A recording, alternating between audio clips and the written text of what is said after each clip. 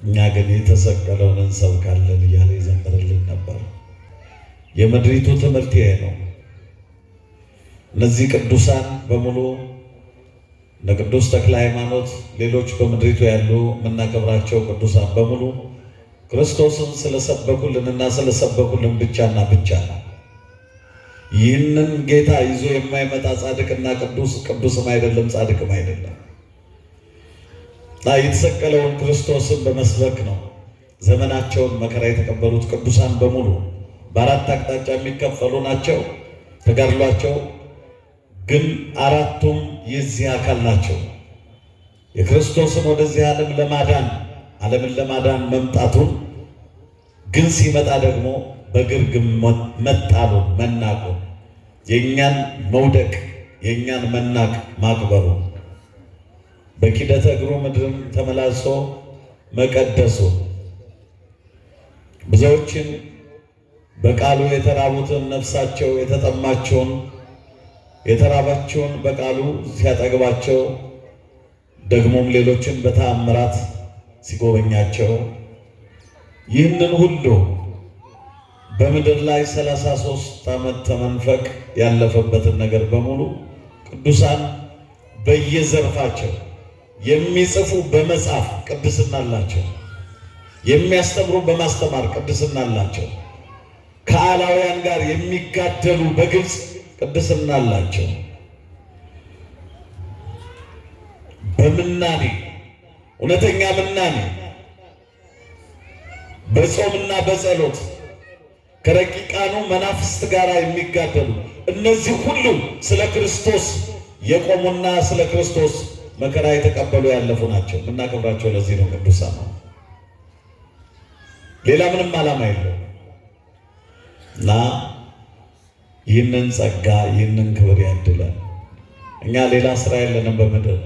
ምንሰብከው እሱን ነው፣ ምንዘምርለት እሱ ነው፣ ስለኛ የሞተልን እሱ ነው፣ ስለኛ መከራ የተቀበለልን እሱ ነው። ቤተ ክርስቲያን ወመሰረቱ ሰለሊሁ ውእቱ ኢየሱስ ክርስቶስ፣ መሰረቷም ጉልላቷም ኢየሱስ ክርስቶስ ነው። አምዳው ድዳ ለቤተ ክርስቲያን የማዕዘኑ ድንጋይ ምሰሶ ቤተ ክርስቲያን ለዘላለም ባለችበት በምትቆይበት ዘመን እስከምትነጠቅ ድረስ የሚጎበኛት የሚያቆማት ክርስቶስ ነው። በደመ ክርስቶስ የቆመች ናት። በደመ ክርስቶስ የተመሰረተች ናት። ለዘላለም ትኖራለች ባለችበት በሚሰጣት ዘመን። በዚህ ውስጥ ስንኖር የምንሰብከው የተሰቀለውን ክርስቶስን ነው። ይህን እድል ስለሰጠን ክብር ምስጋና ለመድኃኔዓለም ይሁን። ክብር ምስጋና ለመድኃኔዓለም ይሁን። ዛሬ ዕርገተ ወልድ ነው። ኢየሱስ ክርስቶስ በነቢያት የተነገረውን በሱባኤ የተቆጠረውን በዘመኑ ፍጻሜ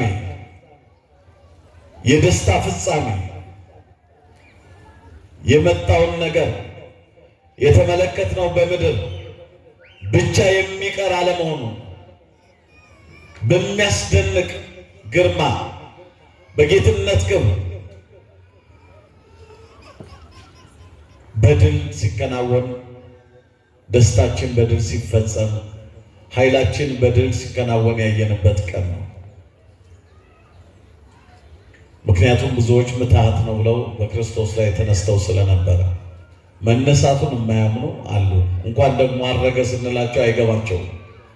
መጀመሪያ ብዙዎች በጥያቄና መልስ ሐሳባችን ለማናጋት የሚመጡ አሉ። መጀመሪያ ሲጠይቋችሁ እናንተ የምታምኑትን የሚያምኑ ከሆኑ ለጥያቄያችሁ ዝግጁ መሆን አለባቸው። ካልሆነ ግን ምን ይሰራላቸዋል ብንነግራቸውስ? ምክንያቱም እንቆቻችሁን በራያዎች ፊት አትጣሉ የሚል ስላለ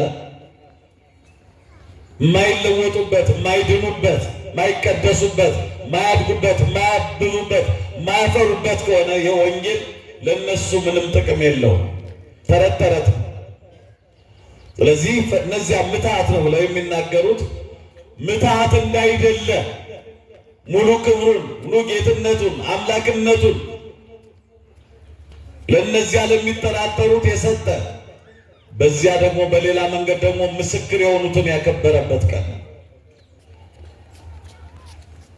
መነሻችን የሚሆነው ዮሐንስ ወንጌል ምዕራፍ 14 ቁጥር 27 ላይ ነው። የትምህርታችን ርዕስ መነሻ ሰላም ያድግ ለክሙ ወሰላም አቡየ እሁበክሙ፣ ሰላሜን እተውላችኋለሁ እሰጣችኋለሁ፣ የአባቴንም ሰላም እሰጣችኋለሁ። በመጀመሪያ ሰላሜን እተውላችኋለሁ እሰጣችኋለሁ፣ የአባቴንም ሰላም እሰጣችኋለሁ። መጀመሪያ የኔን ሰላም አለ፣ ከዚያ ደግሞ የአባቴን ሰላም አለ። የጋራ ሰላም ጌታ መንፈስ ቅዱስ ነው። ይህንን ሰላም ተውላቸው እንደሚሄድ የተናገረበት ነው። ግን ለምንድን ነው ሰላሜን እተውላችኋለሁ ያላቸው? ለምንድን ነው? በዚህ ቀን እኛ በመቅደሳችን ደስ ብሎን ቢታንያ ላይ ሆነን ቤተ መቅደሳችን ላይ ቤተ ክርስቲያናችን ላይ ቆመን እንዲህ በአንድነት እናመሰግናለን። ዋናው ቢታንያ ስንሄድ ግን እንዲህ አይነቱ ነገር የለም። ሙዚየም ብቻ ሆኖ ተከልሎ እነሱ ሲፈቅዱ ገብተን የምናየው ያኔ ክብር ስፍራ፣ ያኔ የጌትነት ስፍራ፣ እነሱ ደግሞ ሳይፈቅዱ የማናየው ስፍራ ነው። ግን ይገርማል። እኛ እድለኞች ነው። ደቀ መዛሙርቱ ለመጨረሻ ጊዜ አብሯቸው በምድር የሆነውን ነገር ሁሉ ያውቃሉ። እንደ አባትም እንደ እናትም እየረዳቸው ያለ እሱ ነው። መጋቢያቸው እሱ ነው። አስገኛቸው እሱ ነው። ሁለንተናቸው ኢየሱስ ክርስቶስ ነው። በስተመጨረሻ ግን በጣም ፈተና መጣባቸው። በተለይ ከመቃብሩ ዕለት ጀምሮ በጣም ፈተና ነበረባቸው። የአይሁድ ፕሮፓጋንዳ በጣም ከባድ ፈተና ነበረ። የእሱ ነገር አበቃ። ከዚህ በኋላ ኢየሱስ ክርስቶስ ብሎ ማንሳት አይቻልም። ከመቃብር በታች ነው። ላይነሳውና የሮማ ፍርድ ቤትና የአይሁድ ፍርድ ቤት በተባበረ ሐሰታቸው በማተማቸው አትመው የእሱ ነገር አልቆለታል። ከዚህ በኋላ ውራ በራ፣ ለምጻ ነጻ፣ ሽባ ተረተረ፣ ጎባጣ ቀና ወዘተ የሚባል ነገር የለም። ይህንን የሚናገር ሰው መስማት አንችልም። ዳግም የእሱን ስም እንዳታነሱ ተብሎ ታውጇል። በዚህ ውስጥ ነው ተስፋ ቆርጠው ከፊሎቹ ወደ ቀድሞ መንደራቸው ወደ ኤማሁስ፣ ከፊሎቹ አሳ ወደ ማጥመድ ወደ ቀድሞ ስራቸው፣ ከፊሎቹ ደግሞ በማርያም ቤት በዚያው በኢየሩሳሌም በአንድ ቤት ውስጥ ተዘግተው እያለቀሱ ምን ብለን ነበረ ብለው ያላቸውን ያስተማራቸውን የነገራቸውን ነገር እየመላለሱ እያሰቡ እያለቀሱ ነው የነበሩ። ሁሉም አልቃሾች ነበሩ። በየሄዱበት ያለቅሱ ነበረ። ነገር ግን በትንሣኤው አዲስ ነገር ተፈጠረ። መቃብሩ ባዶ ሆነ። እንደዚህ አዋጅ አወጁበት። ያዙን ልቀቁን ሲሉ የነበረው መቃብር ወታደሮቹ ቆመዋል። በሰንሰለት ሆኗል። እጅግ በጣም ከባድ ድንጋይ ነው። ያንን ድንጋይ ከዚያ ለማራቅ ብዙ ጉልበት ይጠይቃል። ከመቃብሩ ለማንሳት ድንጋዩ በጣም ከፍተኛ አለት ነው። መቃብሩ የተዘጋበት ያን ድንጋይ በዘመናችን ያሉ ክብደት አንሺዎች ምናልባትም እንደዚህ ሪሲሊንግ ምናምን የሚያደርጉ ሰዎች ካልሆኑ ማንም ሊያነሱ አይችልም። መቃብሩ የተገጠመበት ድንጋይ ይህንን ነው። እንግዲህ በዚህ ልክ ነው እነሱ የተማመኑት፣ ይህን ድንጋይ ነው። ያን ጊዜ ግን በሌሊት ከመቅጽበት ዓይን ነገሮች ተቀያየሩ። መብረቅ የመታቸው እስኪመስል ድረስ እንደሞቱ ሆነው ወታደሮቹ ወደቁ። ሲነሱ ግን መቃብሩ ባዶ ነው። ክብር ምስጋና ለመድኃኔዓለም ይሁን። ክብር ምስጋና ለመድኃኔዓለም ይሁን። ያንሰዋል የእኛ ጌታ። መቃብሩ ባዶ ነው። እዚህ ጊዜ በሌሊት በፍቅሩ የጠራት የጎበኛት ሴት መግደላዊት ማርያም፣ ያችም የጌዶናዊት ሴት በሌሊት መጣች። ይሁላችሁ ክርስቶስ ሲገባ የኢየሱስ ክርስቶስ ፍቅር በልባችን ሲቀመጥ እውነተኛ አማኞች ስንሆን ክርስቶሳዊ ክርስትና ሲኖረን ጨለማው አይበግረንም። የቀኑም የሌሊቱም ጨለማ ሁለት አይነት ጨለማዎች ናቸው ያሉት። በልባችን ውስጥ ያለው ጨለማ ለቀን በጣም አደገኛ ጨለማ ነው። እያየን እንደማናይ እውነቱን እያወቅን እንዳላወቅ ስለ ክርስቶስ መናገር የሚያቅተን ጨለምተኝነት፣ ይህን የፍቅር ጌታ፣ ይህን የሰላም ጌታ ስለሱ መናገር ሲያቅተን ጨለምተኝነት በቀን ሌሊት ይሆንብናል። ሌላው ደግሞ በተፈጥሮ የተሰጠው ጨለማ ነው። በዚያ ውስጥ አራዊት አሉ፣ በዚያ ውስጥ ማጅራት መቼዎች አሉ፣ አደንዛዦች አሉ፣ ችግር ፈጣሪዎች አሉ፣ ወንበዴዎች አሉ፣ ብዙ ችግሮች አሉ። ማንም አልበገራትም። ወደ መቃብሩ በሌሊት መጣች። ፍቅር እንዲህ ነው የሚያደርገው። እውነተኛ ፍቅር እንዲህ ነው። ልሙትልህ ያሰኛል። አሁን እኛ ልሙትልህ ብለን ምን እንደምንል እናንተ ታውቁታላችሁ። አፈር ልብላልህ ብለን ዘወር ሲል አፈር ብላ ነው የምንለው። በጣም ክፎች ነን። እውነተኛ ፍቅር ሲኖረን ግን ከዚያ በላይ ነው የምንሆነው። ለዚህ ይህቺ ሴት በእውነት ሸክሟን ያቀለለላት ክርስቶስ፣ ተስፋ መቁረጧን ያስወገደላት ኢየሱስ ክርስቶስ እውነተኛ አባቷን ፍለጋ በሌሊት መጣች። ገብቷታል። የተደረገላትን አልረሳችም። የምድሪቱ ችግር ምንድነው ካላችሁ፣ በክርስትናው ዓለም ውስጥ ያለው ውሸት የበዛበት የተደረገልንን ረስተናል። በመስቀል ላይ የተከፈለውን ዋጋ ሁላችን ረስተናል፣ ዘንግተናል። ያ ዋጋ ማንም ሊከፍለን የማይችል የደም ዋጋ፣ የሕይወት ዋጋ። ምናልባትም እናት አባቶቻችን ወደ መቃብር የሞት አጋጣሚ ፍጻሜያችን ቢሆን እስከ መቃብር ይከተሉና ያለቅሱልን ይሆናል እንጂ በእኛ መቃብር ተተክተው የሚገቡ ወላጆች የሉንማ። እንዲህ አይነት ወላጆች የሉም። እኔ ልሙትልህ ልጄ ሊሉን ይችላሉ፣ ግን ሊሞቱልን አይችሉም በጭራሽ። ኢየሱስ ክርስቶስ ግን እኔ ልሙትላችሁ ብሎ የሞተልን ጌታ፣ የፍቅር አባት ነው። ነፍሱን ስለ በጎቹ ስለኛ የሰጠ ነው። ይህን ውለት ዓለም ስለረሳ ነው እየታመስን ያለ ነው። በረከት የለም፣ ኃይል የለም፣ ሁሉ ነገር ተወስዶብን በክፋት ብቻ ተሞልተን ብርሃናዊው አገልግሎት ከእኛ ጠፍቶ ጨለምተኞች ሆነን የተሾምንለትን ዓላማ ረስተን የምንኖረው በዚህ ነው። ክርስትና ማለት ሹመት ነው። በክርስቶስ ክርስቲያን ነኝ ካል እኛ ክርስቶሳዊ ክርስትና ክርስቶሳዊ ሥራ ነው የምንሰራው። ክርስቶስ ደግሞ ፍቅር ነው። ክርስቶስ ደግሞ ስለ ሌሎች የሚሞት ነው። ክርስቶስ ደግሞ ስለ ሌሎች የሚሰደድ ነው። ክርስቶስ ስለ ሌሎች የሚራብ የሚጠማ ነው። ክርስቶስ ስለ ሌሎች የሚራቆት ነው። ይህን ፍቅር ነው የረሳ ነው ውለታ ቢሶች የሆነው። ስለዚህ በቤታችን በረከት የለም። በሕይወት በጣም እንቸገራለን። ተጨናንቀን እንኖራለን። እውነተኛ ጎረቤትም የለንም። እንኳን እውነተኛ ጎረቤት እውነተኛ ቤተሰብ ከመካከላችን በቤታችንም እያጣን፣ ይህ ሁሉ ነገር የፍቅር እጦት፣ የሁሉ ነገር ትርምስምስ ምን ይመስላችኋል? እውነተኛው አምልኮ ከኛ ወጥቷል። ውለታ ቢሶች ሆነናል። የተደረገልንን ረስተናል። የገባት ግን ያቺ መጌዶናዊት ሴት በሌሊት ሄዳ ጌታዬ ወዴት ሄደ ስትመለከት መቃብሩ ባዶ ነው። ጌታዬ ወዴት ሄደ አለች። ማን ወሰደው አለች። የሰማይ መላእክት እንደተናገረ ተነስቷል፣ በዚህ የለም። ሕያውን ከሙታን መካከል አትፈልጉት። እነዚህ ብቻ ሰፊ ሀሳብ አላቸው፣ ግን አሁን የማንሳታቸው እንደተናገረ ተነስቷል። የነቢያት ሱባኤ፣ የነቢያት ትንቢት የተቆጠረው ሱባኤ ተፈጽሟል። በዚህ የለም። ሕያውን ከሙታን መካከል አትፈልጉት የሚል ከመላእክት የሰማቸውን ድምፅ ይዛ ፍለጋ ስትሄድ ነው ያገኘችው። ማርያም አላት። እኛ ስንፈልገው ልጆቼ ብሎ ይጠራናል በየስማችን። ልንፈልገው በፍቅር ወደ እሱ ስንቀርብ እሱም ወደኛ ይቀርባል። አሁን ችግሩ ወደ እሱ በትክክል ስለማንቀርብ ነው።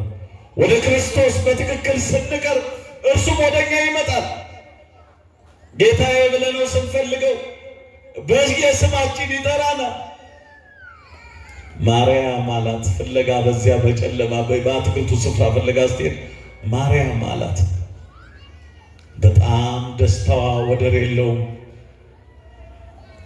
መምህር አለችና ልታቅፈው ደስታዋን ልትገልጽ እንዳትነኪኝ አላት። ከክፋት አይደለም፣ መለኮትነቱ እንዳያቃጥላት ስለ ፍቅሯ ስለ ታዛዥነቷ አደጋ እንዳይደርስባት።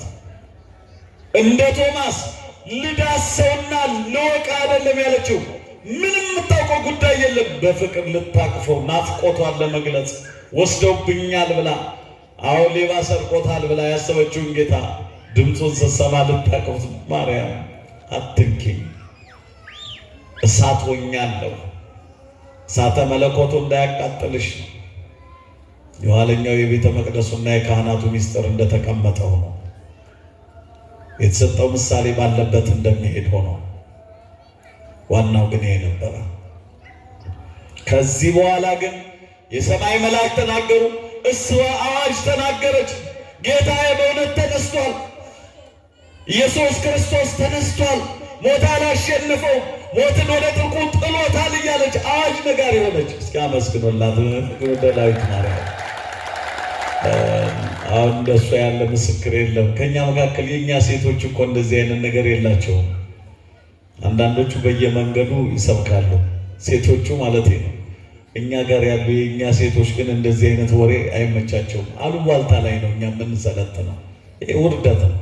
ስለ ክርስቶስ አውራ ይዛቸው። እርግጥ የእኛን ነገር ቀምተው ሌሎች ስለሚያወሩ እኛ አሁን ስናነሳሳው ስለሱ ስናወራ ልክ አሁን የሰማን እስኪመስል ድረስ የሚያስብ ሰው አለ። እኛንን ቀድመን የምንመሰክረው ስንመሰክር ይኖር ነው። ቤተክርስቲያን ናት አቆይታ የሰጠችው፣ ከዚህ የወሰዱት ነው እያንዳንዱ ነገር። የኢትዮጵያ ቤተክርስቲያን ይህንን ስራ ለዘላለም ይዛ ይኖርሽ ናት። ስለዚህ በዚህ መንገድ ምስክርነቱ ቀጠለ። እሷ ቀጠለች፣ መላእክትም ቀጠሉ፣ ወታደሮቹም ሄደው ኢየሱስ ክርስቶስ እንደተናገረ ተነስቷል አሉ ሄደው። ምክንያቱም መቃብሩ ባዶ ነው። በሉ ዝም በሉ፣ ገንዘብ እንሰጣችኋለን። እውነትን በገንዘብ ሊቀብሩ ገንዘብ እንሰጣችኋለን ተነሳ እንዳትሉ እና ምን እንበል? ደቀ መዛሙርቱ ሰረቁት በሉ። እንዳልኳችሁ ድንጋዩ እንኳን ደቀ መዛሙርቱ የሚያነሱት የዘመናችን ብረት የሚያነሳ ስፖርተኛ እንኳን አያነሳው። በጣም ከባድ ነው። ክርስቶስ ግን በዚያ ደረጃ አይደለም። እንዴት አድርጎ እንደተነሳ በአብይ ኃይሉ ስልጣን ነው የሚሉት አባቶቻችን ያስተማሩ። ክርስቶስ እንዴት ተነሳ? ከሙታን ተነሳ ብለው ሲናገሩ በታላቅ ኃይልና ስልጣን። ቃሉን ተመልከቱት። የማይቻለውን ለዓለም አሳይቶ ነው የተነሳው።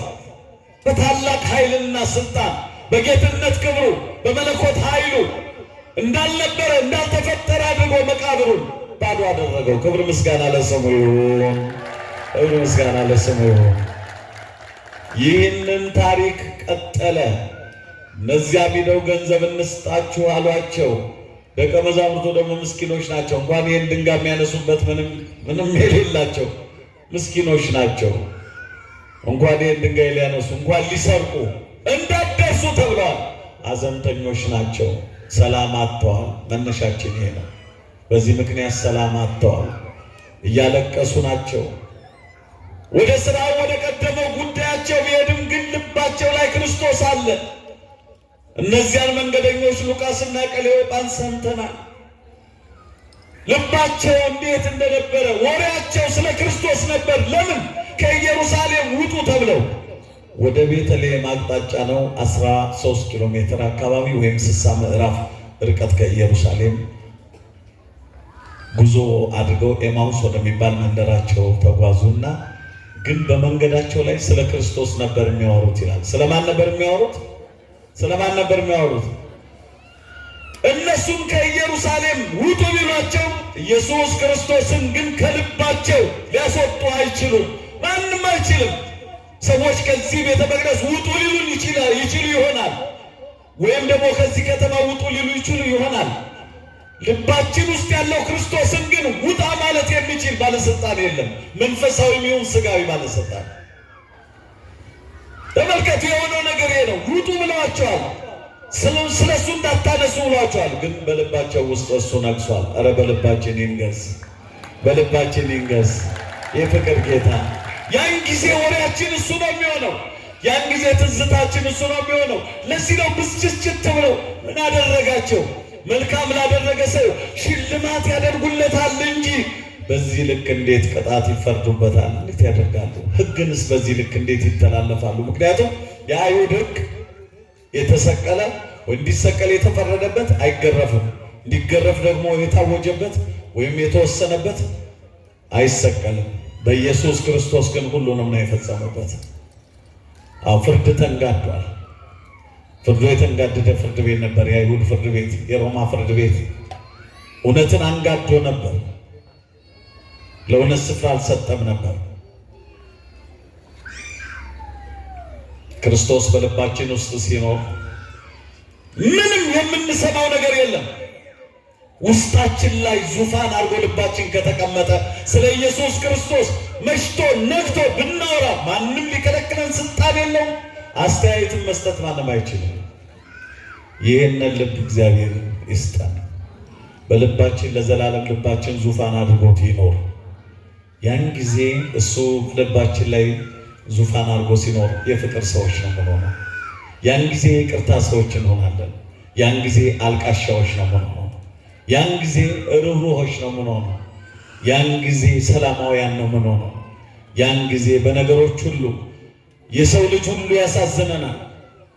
አይደለም በእኛ ከእምነታችን ጋር ያለው ይቅርና ቢቻላችሁ እስከ ሰው ሁሉ ጋር በፍቅር ኑሩ የሚለው ነገር ይፈጸማል። ሰው የሆነ ሁሉ ያሳዝነናል። ሰው የሆነውን ለመርዳት እንቆማለን። ስለ ሰው ሁሉ እናስባለን። ለፍጥረታት ሁሉ እናዝናለን። መልካም ሰዎች እንሆናለን። ክርስቶስ እንደዚያ ስለሆነ ይሄንን ነው። ከዚህ የተነሳ ሰላማቸው ጠፋ ይላል። ሰላማቸው ጠፍቶ እያለቀሱ ሁሉም በልባቸው ስላለ ግን ደቀ መዛሙርቱ እንዲያልፈው ከዚያ በኋላ ከትንሣኤ በኋላ 40 ቀን ማስጠንቀቂያ፣ መመሪያ፣ ተስፋ የሆኑ ነገሮችን ሲያስተምራቸው ቆየና ወደ ቢታንያ ዛሬ ወሰዳቸው። ወዴት ወሰዳቸው? ወዴት ወሰዳቸው? ወደ ቢታንያ ወሰዳቸው ይላል። ወደ ቢታንያ ወሰዳቸው። ቢታንያ ከደረሱ በኋላ ገና በመንገድ ላይ በደብረ ዘይት ዙሪያ ላይ ይህንን እያወሩ ነበር። ስለ ኋለኛው ስለሚመጣው ነገር እየነገራቸው ራሳቸውን እንዲያዘጋጁ እየመከራቸው የመጨረሻ ሰዓት ላይ ደርሰዋል። እኔ ሊሄድ ነው፣ እኔ ከሄድኩ በኋላ ጨካኝ እረኞች ይመጣሉ። አሁን ራሳችሁን ጠብቁ፣ በነገሮች ሁሉ ፈተና ይበዛባችኋል። ወናሁ አነ ፌኖክሙ ከመ አባግዕ ማእከለ ተኩላት ኩኑ ጠቢባነ ከመ አርዌ ምድር ወኩኑ የዋሃነ ከመ ርግብ። ማቴዎስ 10:16 ላይ የተቀመጠው እነሆ እንደ በጎች በተኩላዎች መካከል እልካችኋለሁ፣ እንደ በጎች በተኩላዎች መካከል እልካችኋለሁ። እንደ እባብ ልባሞች እንደ ርግብ የዋሆች ነው። ይህንን በጣም አስጠንቅቋቸዋል። በተኩላዎች መካከል ነገራችሁን ጣፋጩን ነገራችሁን መራር በሚያደርጉ ተኩላዎች መካከል እልካችኋለሁ። እውነትን ሐሰት በሚያደርጉ ተኩላዎች መካከል እልካችኋለሁ። ቀጥ ያለውን ነገር በሚያጣምሙ ተኩላዎች መካከል እልካችኋለሁ። ብርሃኑን ጨለማ፣ ጨለማውን ብርሃን የሚሉ የሚያገለባብጡ ሰዎች አሉ። ስለዚህ በዚህ ውስጥ ያሉ ተኩላዎች አሉ። እንደዚህ እኔ በነበርኩ ጊዜ እንደነበረው አይደለም። የባሰ ፈተና ትቀበላላችሁ። ራሳችሁን አዘጋጁ። በተኩላ መካከል ትላካላችሁ። በሐሰተኞች በአሕዛብ መካከል ትላካላችሁ። በእውነት በሚያሳድዷችሁ መካከል ትላካላችሁ። ብዙ ነገር ተልኳችሁ በሞት በመከራ በስደት በግርፋት በሰቆቃ የታጀበ ነው። ይህ ግን የጽድቃችሁ ጥግ ነው። የመንግሥተ ሰማያት ቁልፋችሁ ነው። ለዚህ ራሳችሁን አዘጋጁ። የአበባ ጉንጉን ይዞ እንኳን ደህና መጣችሁ የሚል ዓለም አይደለም። ዓለም እውነትን አይቀበልም። ዓለም ሐሰተኛ ነው። ዓለም አስመሳይ ነው። አስመሳዩ ዓለም እኔን እንዳልተቀበለኝ በእኔ ላይ የማይሆን ፍርድ እንደፈረደ እንዳንጋደደ ስለ እውነታችሁ ፍርድ ያንጋድድባችኋል። እውነታችሁን ይወስድባችኋል።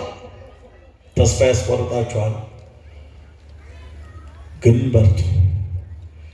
ሽልማታችሁ ግን ብዙ ነው። ይሄ ደግሞ ሽልማታችሁ ነው። ቅዱስ ጳውሎስ በአንድ ወቅት ተናገርኩ ጽድቀ ሰባዛት ዓለም ዘሮ እውነትን ብናገር ዓለም ሐሰተኛ ስለሆነ ይጠላኛል። ዓለም በውሸት የተባበረ ስለሆነ፣ ውሸት ገንዘቡ ስለሆነ፣ የሐሰት አስተባባሪ ስለሆነ ዓለም ይጠላኛል። ከመእይን በሐሰተ ኩነኔ ዚአከ ያፈራ ደግሞ ውሸት ብናገር ሐሰት ብናገር ያንተ የፍርድ ቀን ያስፈራኛል። በአንተ ፊት መቆም አልችልም። በፊት አፍራለሁ ለመቆም። ሐሰት ገንዘብ አይደለም። የእውነት አምላክ ነህ። የፍቅር አምላክ ነህ። የርኅራኄ አምላክ ነህ። እምኩሉ ሰይሄ ይሳመም ወይሴን ከዚህ ሁሉ ዝም ማለት ይሻላል። ስለ አስመሳዮች፣ ስለ ሐሰተኞች እውነቱን ስናገር እውነት የማይቀበል ያለ ዓለም ሐሰተኞችን ከተባበርኩ ፍርዱ ደግሞ ወደ እኔ እንደሚመጣ እያወቁ ስለዚህ ዝም ልበል አለ። ዝም አልልም። ሽልማቴ ክርስቶስ ነው። ዓለሜ ክርስቶስ ነው። ከተማዬ ክርስቶስ ነው። ሀገሬ በሰማይ ነው አለ ቅዱስ ጳውሎስ። ከዚህ ተነስቶ ሀገሬ በሰማይ ነው። ሁሉንም አየሁታል። በምድር የገጠመውን ፈተና ተመለከተ፣ ተረጎመ፣ ተናገረ። ሀገሩን በዚህ እንዳልሆነ አወቀ። ሀገሬ በሰማይ ነው፣ ዓለሜ ክርስቶስ ነው አለ። እንዲህ አይነቱን ጸጋ እግዚአብሔር ያብዛልን፣ እግዚአብሔር ያብዛልን። እንዲህ ያለውን ነገር ማስጠንቀቂያ ሲሰጣቸው ከቆየ በኋላ አሁን ግን ወደ አባቴና ወደ አባታችሁ ወደ አምላኬና ወደ አምላካችሁ እሄዳለሁ። ወደ አባቴ ወደ አባታችሁ ወደ አምላኬ ወደ አምላካችሁ የፈጠረውን ሥጋ ራሱ አምላኬ ብሎ የተናገረው አለ። በዚያ ውስጥ ሰውነት አለ ማለት ነው። ቋንቋው ሰውነት፣ የተፈጠረ ሰውነት። ለዚህ ወደ አምላኬ ብሎ ለጊዜ የተናገረው የለበሰውን ሥጋ ተናግሯል። ያን ሥጋ ግን ይሄ ትምህርት ነው አሁን ብዙዎች እየተዛባብን ያለው።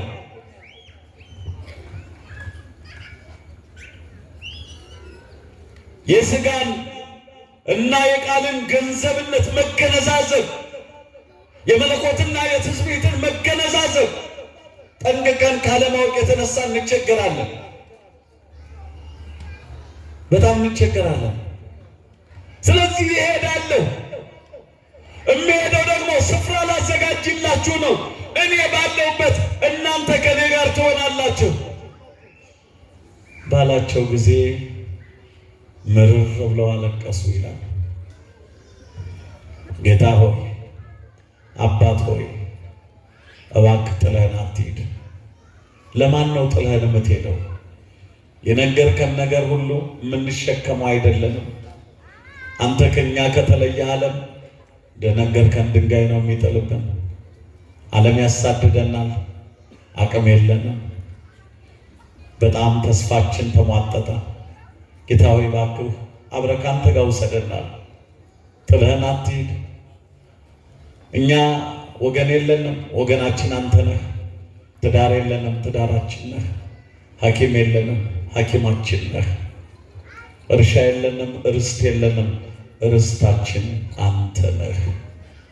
ርስታችን ኢየሱስ ክርስቶስ ይሆነልን፣ ኢየሱስ ክርስቶስ ይሆነልን።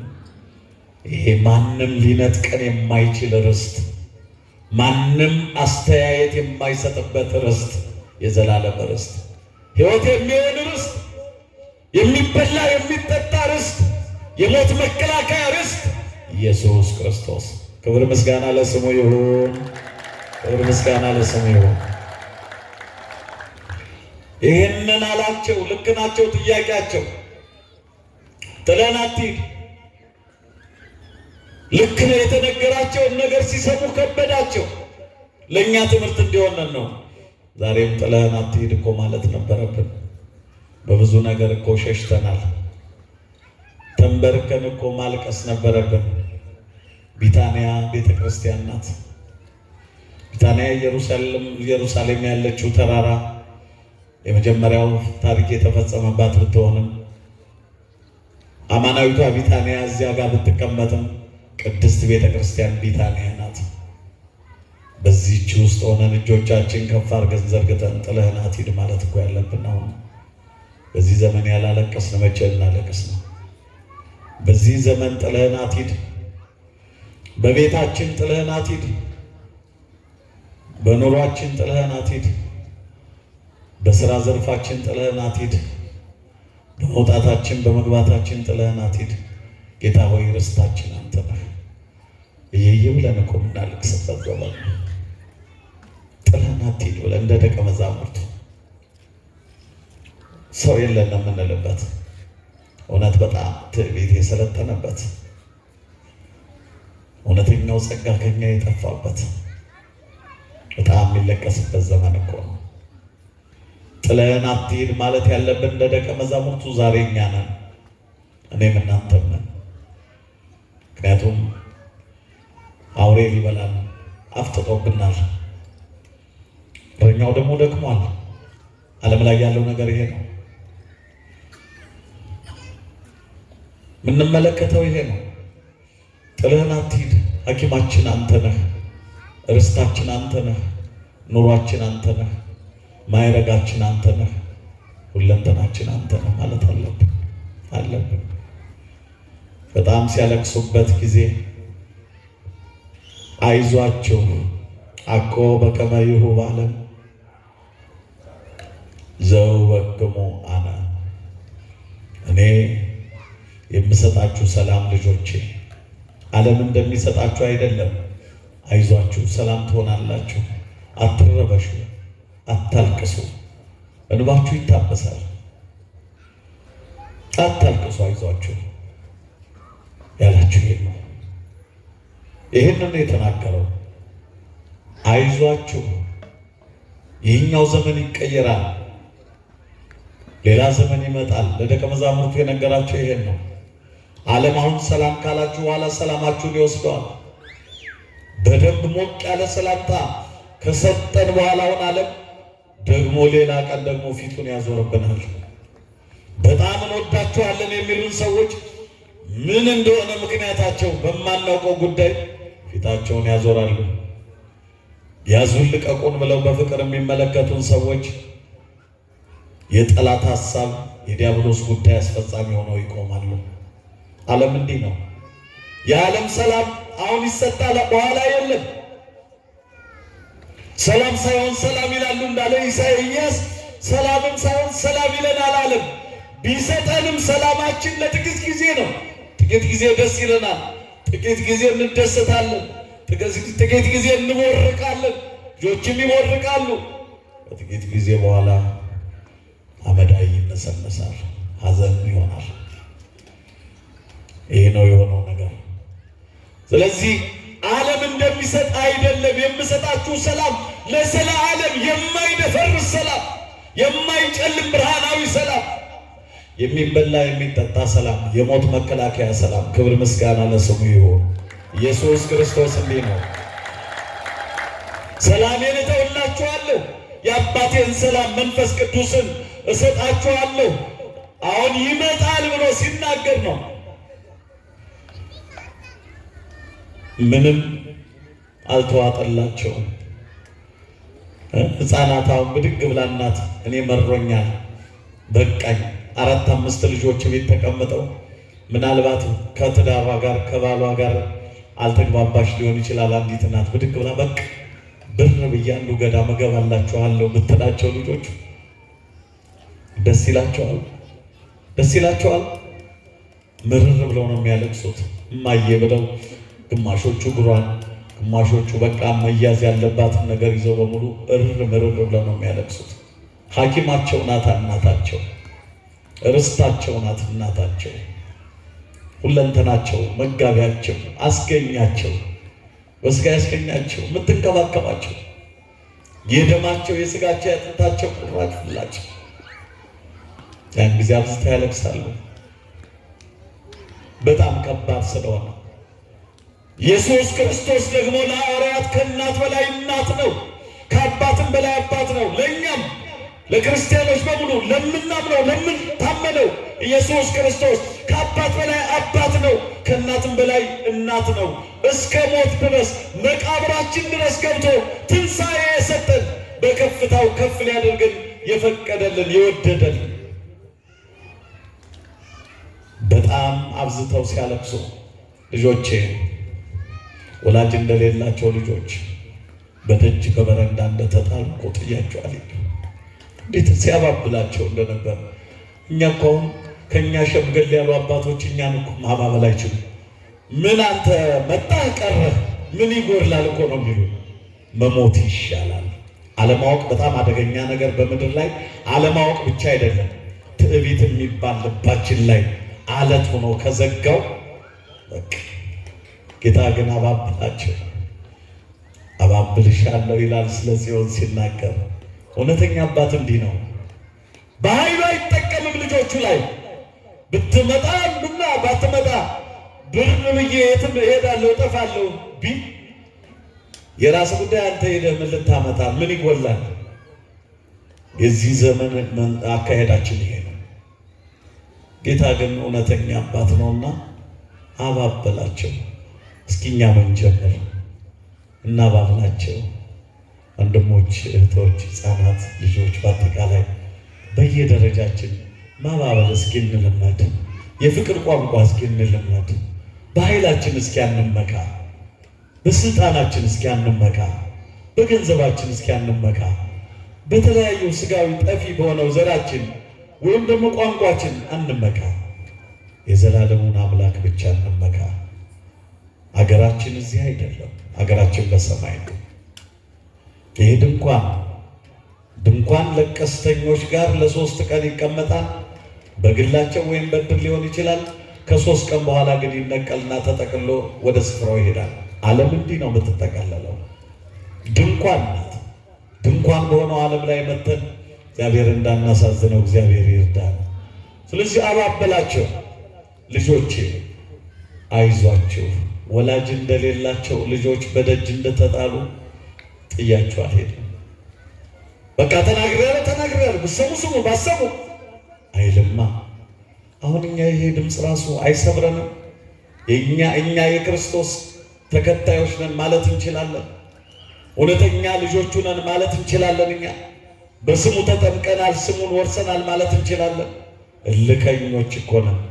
ባለችን አቅም እኮ አቅም ስለሌለን ነው እንጂ እልም ብናደርገው የምንፈልገውን ነገር እልከኞች እኮ ነን።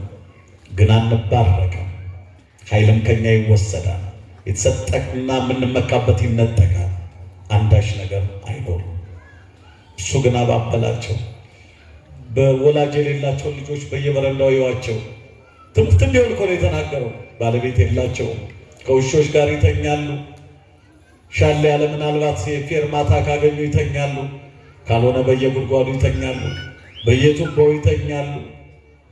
አስታመሙ ቢባል ማን ሆስፒታል ያስባቸዋል? በጣም ይገርማል። እኛ ክርስትና በጣም ይገርማል። ማንም የላቸውም። ወላጅ ያለው ልጅ ግን እህል አብዝቶ በርቶ ቁንጣን ይዞት አልጋ ላይ እንቅልፍ ቢጠፋበት ልጄ ምን ሆኖ ነው ታሞብኝ ነው ሆስፒታል ወሰደ ትላለች እናት። ወላጅ ያለው ልጅ እንዲህ ነው፣ ይጨነቅለታል። ወላጅ እንደሌለን ስንሆን ያሳዝናል። ይጨነቅልን የሌለም ግን አይዟችሁ፣ የጊዜ ጉዳይ ነው። ሁሉም ነገር ይስተካከላል። ከኛ የሚጠበቀው እጆቻችን መዘርጋት፣ መንበርከክ፣ ጥለህናት ሂድ ማለት ብቻ ነው። ሰላምህን ስጠን ብቻ ነው። ስለዚህ ወላጅ እንደሌላቸው እንደተጣሉ ልጆች ጥያችሁ አልሄድም አላቸው። አሁን ሐዘናችሁ ወደ ደስታ ይለወጣል። ሐዘናችን ወደ ደስታ ይለውጥልን። ማናውቀውም እናውቀውም በቅርብም በሩቅም በውስጥም በውጭም ብዙ ሐዘን ሊኖረን ይችላል። መድኃኔዓለም ወደ ደስታ ይለውጥልን፣ ወደ ደስታ ይለውጥልን። ያ ነው፣ ይሄን ሰላም ነው ዓለም የፈለገው፣ እሱም ሊሰጥ የፈለገው ይሄ ነው። ሐዘናችሁ ወደ ደስታ ይለወጣል፣ እንባችሁ ከዓይናችሁ ይታበሳል፣ ተስፋ መቁረጣችሁ ይቀየራል አላቸው። አሁን ተጽናኑ፣ እግዚአብሔር ያጽናናል፣ እግዚአብሔር ያጽናናል። በልባችን ውስጥ እርሱ ከነገሰ እንጽናናለን። ከዚህ በኋላ ሌላ ከበድ ያለ አንድ ማስጠንቀቂያ ሰጣቸው። እሱን ካልኩ በኋላ አንድ መልእክት አስገብቼ ተቀልላለሁ። ምንድነው? አሁን የመቀበል አዝማሚያ ላይ ሲደርሱ ሌላ ማስጠንቀቂያ ሰጣቸው። አንትሙሰ ንበሩ ሀገረ ኢየሩሳሌም እስከ ትለብሱ ኃይለ ማርያም፣ እናንተስ ኃይልን እስክትለብሱ ድረስ በኢየሩሳሌም ቆዩ። ኃይል ሳታገኙ እንሰብካለን ብላችሁ እንዳትወጡ፣ ኃይል ሳታገኙ እናጠምቃለን እንዳትሉ፣ ኃይል ሳታገኙ ድውይ እንፈውሳለን ዕውር እናበራለን ብላችሁ ያዙኝ ልቀቁኝ እንዳትሉ። ዛሬ የምድሪቱ ችግር ይሄ ነው፣ ኃይል የሌለው አገልግሎት። እግዚአብሔር አገልግሎታችን ኃይል ይስጠው፣ ኃይል ይስጠው። ጸሎታችን ኃይል ይስጠው። ኃይል የሌለው ጸሎት ዝም ብሎ እኮ ኃይል የሌለው ጸሎት። በኢየሩሳሌም ኃይል እስክታገኙ ምን ማለት ነው? አጽኑ ተስፋው ለአብ ነው ሲነሳ፣ ተስፋውን መንፈስ ቅዱስን ጠብቁት። መጽንዔ የሚሆነውን የሚያጽናናውን የሚያረጋጋውን እንደገና ደግሞ አለመብሰልን በመብሰል የሚቀይረውን ከዝቅታ ወደ ከፍታ ከፍርሃት ወደ ጭካኔ የሚመራውን መንፈስ ቅዱስን ጠብቁት። እሱ ያን ጊዜ ጽኖች ያደርጋቸዋል በነገስታት ፊት ሳይቀር።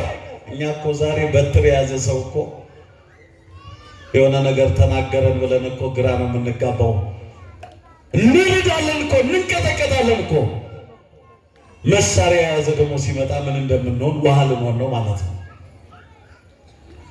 ስለዚህ መንፈስ ቅዱስ በመጣ ጊዜ ያን ጊዜ አለመብሰላችሁ፣ ያን ጊዜ አለማመናችሁ፣ ያን ጊዜ ፍርሃታችሁ፣ ያን ጊዜ ድንጋጤያችሁ ይቀራል። ኢይደንግጽክሙ ልብክሙ ወኢትፍርሁ፣ ልባችሁ አይደንግጥ። አሁን ቁርጠኞች ትሆናላችሁ።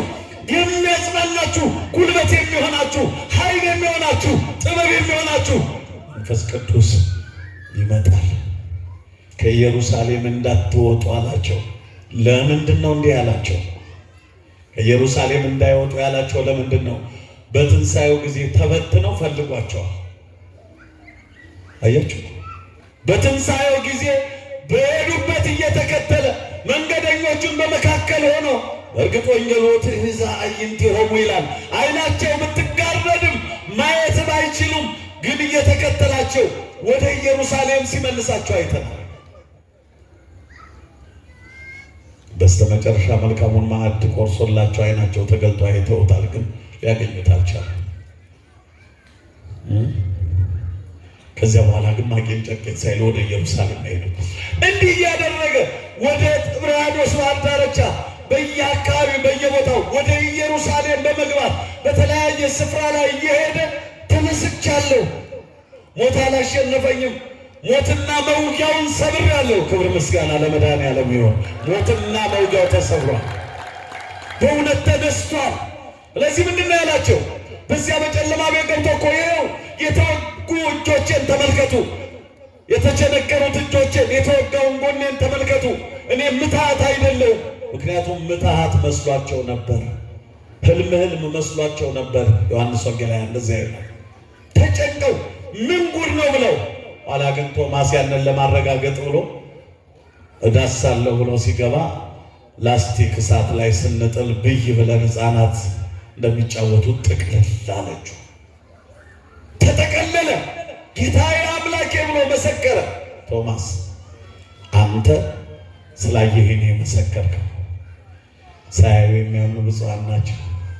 በእውነት ኢትዮጵያውያን ብፁዓን እንደሆን የተረዳሁት ኢየሩሳሌም ላይ ቆሜ የተመለከትኩትን ሁኔታ ካየሁ በኋላ ነጮቹ ያለቅሳሉ። ነጮቹ ያለቅሳሉ። እኛ ተሰብኮልናል።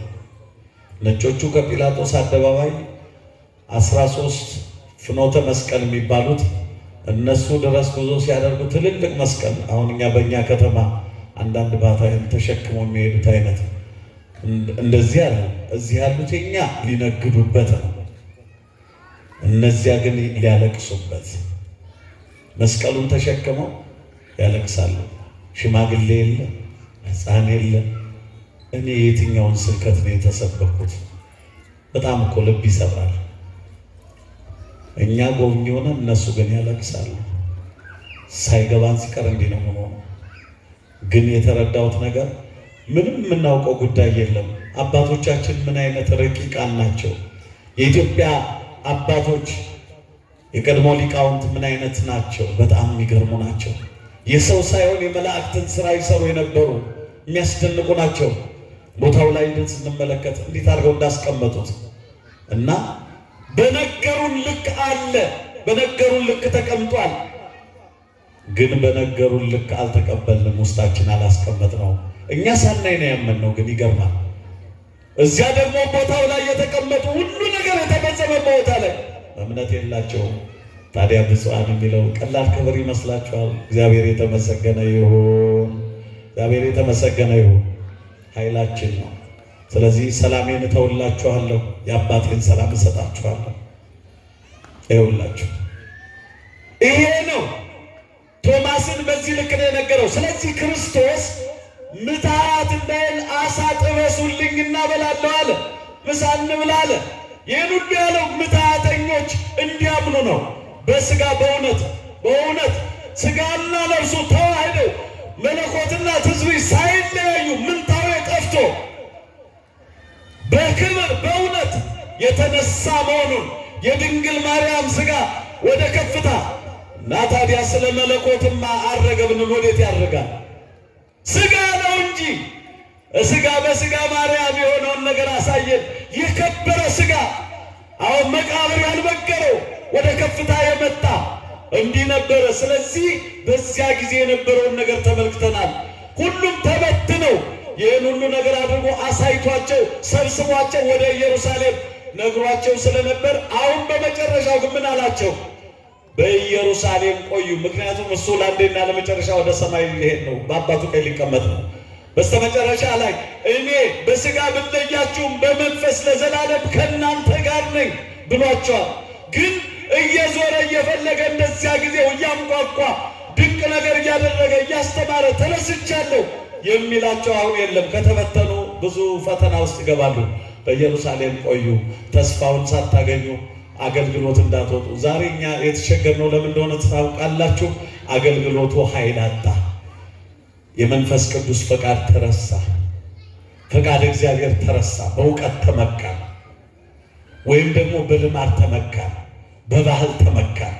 መንፈሳዊነትን ጥርግ አድርገን ከእኛነታችን አወጣን።